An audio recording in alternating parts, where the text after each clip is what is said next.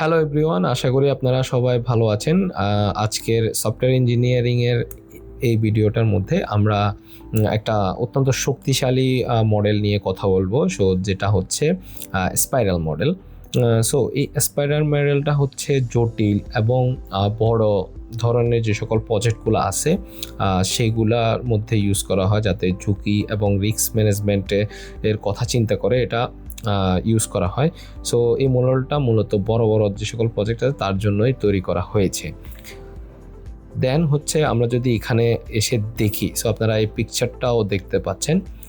সহজভাবে যদি আমরা বলি, এই মডেলটা অনেকটা হচ্ছে আমরা তো শামুক দেখেছি, শামুকের যে খোলস আছে সে শামুকের খোলসের মতো পেঁচানো, ঠিক আছে। প্রতিটি প্যাচ বা প্রতিটি লুপ মানে হচ্ছে আপনার প্রজেক্টের খরচ এবং গুরুত্ব বাড়ছে। মানে যতটা প্যাচ দিবেন, যত প্যাচ হবে আপনার প্রজেক্টের খরচ বাড়বে, আপনার প্রজেক্টের গুরুত্ব তত বেশি বৃদ্ধি পাবে, ঠিক আছে। কিন্তু একই সাথে আপনার প্রজেক্টের ঝুঁকি এবং রিস্ক আসার বা কোনো একটা ঝুঁকিপূর্ণ বা রিস্ক হওয়ার আশঙ্কা ক্রমাগত কমে যাবে। প্রতিটি লুপ শেষে আমরা আগের যে অবস্থান ছিল আমাদের সফটওয়্যারের, সেটা থেকে আমরা আরও এক ধাপ আগিয়ে যাই বা আরও ভালো একটা ফলাফলে আমরা উন্নতি হতে পারি।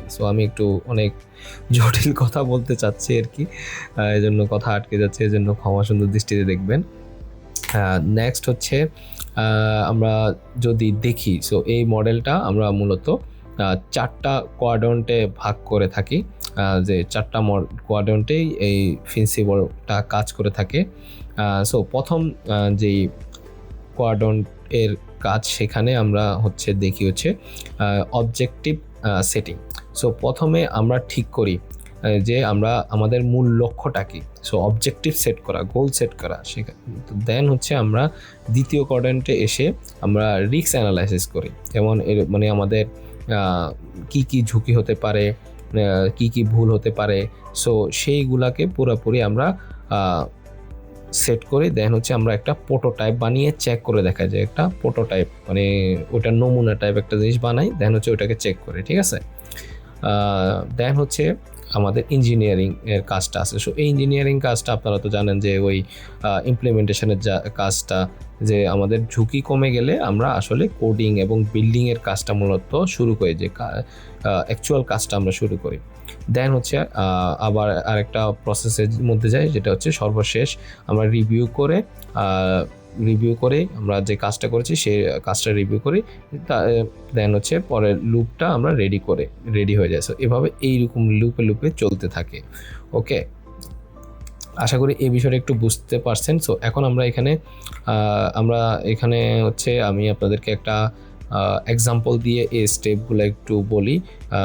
এই স্টেপগুলো আমি আপনাদেরকে একটা এক্সাম্পল দিয়ে বুঝাই, তাহলে হচ্ছে আপনারা বুঝতে সুবিধা হবে। এক্সাম্পলটা এখানে রয়েছে, দেখুন।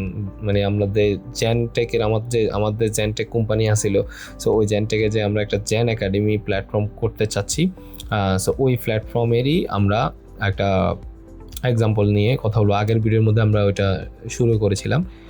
এখন হচ্ছে চলুন, আমাদের একটা ধরেন হচ্ছে জ্যান একাডেমি আছে, এই সফটওয়্যার বানাইতে হবে আমাদেরকে একটা। এখানে আমাদের ধরেন 50,000-এর মতো স্টুডেন্ট আসবে আমার প্ল্যাটফর্মে, ঠিক আছে। এখানে আমার প্রথমে যে প্রথম লুপে আমরা যে কাজটা করব সেটা হচ্ছে আমার রিকোয়ারমেন্ট এবং রিস্ক আমি দেখবো যে আমার রিস্কটা কিরকম। এখানে আমরা প্রথমে চিন্তা করলাম যে স্টুডেন্টরা আসলে কি চায়, আমরা একটা মকআপ মানে ডেমো ডিজাইন বানিয়ে তাদেরকে দেখালাম। তারা তো আমাদের স্টেক হোল্ডার, তারা তো আমাদের অনেক বড় স্টেক হোল্ডার। স্টুডেন্টরা একটা একাডেমির যদি আমরা প্ল্যাটফর্মের কথা চিন্তা করি বা সফটওয়্যার চিন্তা করি, এখন তাদের যদি পছন্দ হয় তাহলে হচ্ছে আমাদের প্রথম ধাপটা বা প্রথম লুপটা শেষ হয়ে যাবে, ঠিক আছে। দেন হচ্ছে আমরা টেকনিক্যাল জিনিসটা দেখি। এখন টেকনিক্যাল যে রিস্ক আছে সেই রিস্কটা আমরা অ্যানালাইসিস করি পরবর্তী লুপের মধ্যে। এখানে আমাদের একটা বড় ভয়, যেমন একসাথে যদি 10,000 স্টুডেন্ট অ্যাপের মধ্যে ঢুকে। সো আমি এখানে একটু ছোট্ট করে বলে রাখি, সো আমি যখন আমাদের ইউনিভার্সিটিতে আমরা যখন কোর্স এনরোলমেন্ট করতাম, আমি ইন্ডিপেন্ডেন্ট ইউনিভার্সিটি থেকে পড়ছি। সো তখন হচ্ছে একসাথে সবাই যখন কোর্স রেজিস্ট্রেশন করার জন্য ঢুকতাম, তখন হচ্ছে সার্ভার ডাউন হয়ে যেত, যে কেউ ঢুকতে পারতো না, রেজিস্ট্রেশন হতো না, এই সে অনেক ঝামেলা হতো।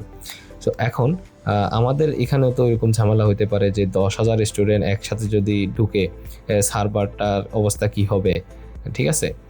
সো আমরা একটি যে আমাদের প্রোস অ্যান্ড কনস বা ছোট প্রোস অ্যান্ড কনসগুলো আমরা দেখে নিই।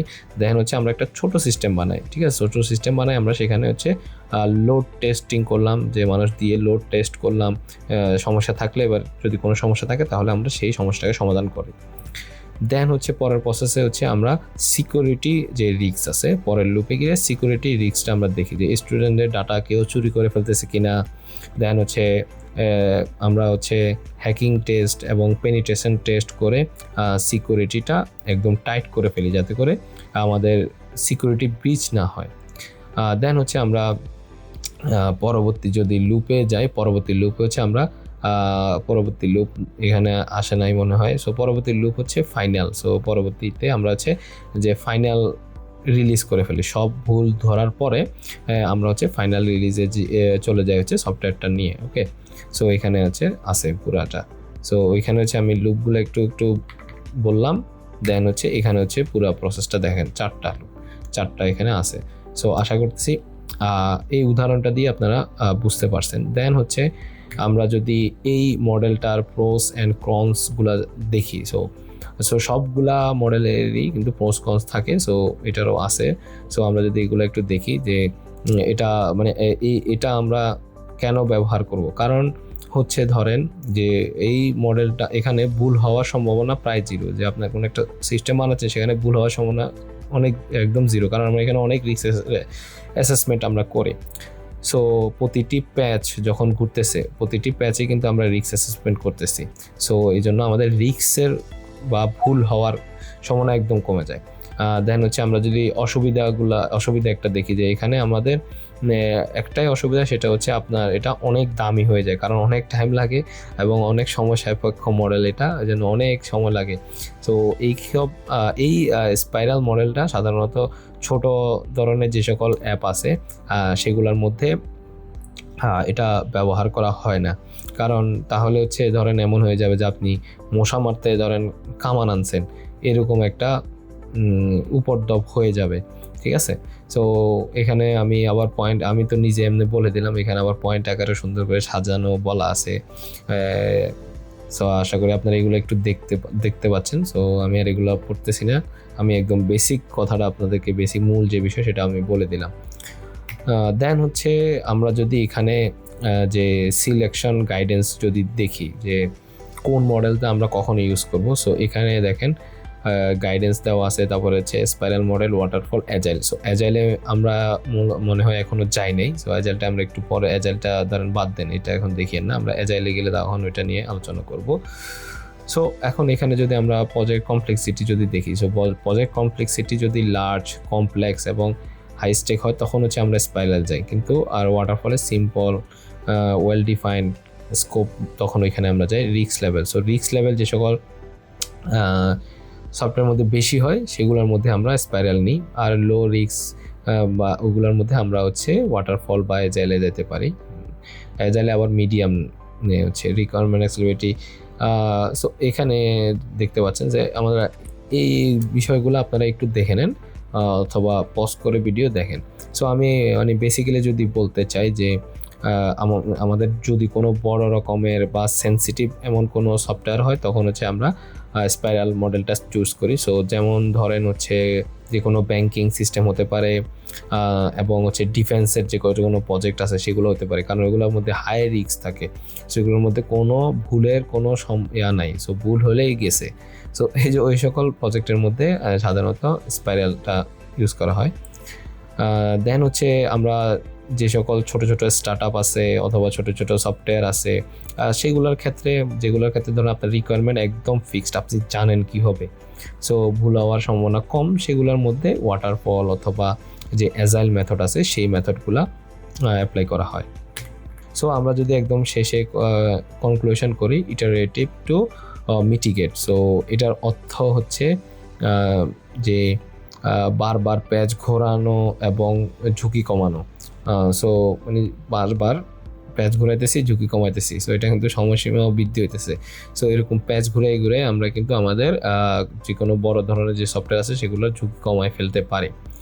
সো আশা করতেছি এই ভিডিওটা আপনাদের কাছে ভালো লাগছে এবং আপনারা স্পাইরাল মডেল সম্পর্কে বুঝতে পারছেন। সো আপনাদের যদি কোনো কোশ্চেন থাকে তাহলে আমাকে করতে পারেন কমেন্টে, এবং আমার সোশ্যাল মিডিয়া দেওয়া আছে ডিসক্রিপশানে অথবা ইউটিউবের ওইখানে গিয়ে কন্ট্যাক্ট সেকশনে চাইলে আমাদের সাথে কন্ট্যাক্টও করতে পারেন। সো সবাই ভালো থাকবেন, সুস্থ থাকবেন, আল্লাহ হাফেজ।